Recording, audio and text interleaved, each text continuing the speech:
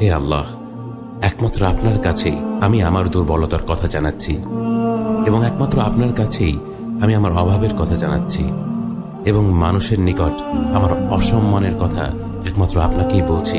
হে আরহামার রাহিমিন, আপনিই তো প্রতিটি দুর্বল ব্যক্তির রব এবং আপনিই আমার রব। আপনি কার কাছে আমাকে ছেড়ে দিলেন? এমন অচেনা মানুষদের কাছে যারা আমার ক্ষতি করতে চায়, নাকি এমন শত্রুর কাছে যাকে আপনি আমার চেয়ে অধিক শক্তি দিয়েছেন? হে আল্লাহ, যদি আপনি আমার উপর রাগ না করে থাকেন তাহলে এর কিছুতে আমার কিছু আসে যায় না, কিন্তু আপনার আশ্রয় পেলে আমার পরিস্থিতি আরেকটু সহনীয় হবে।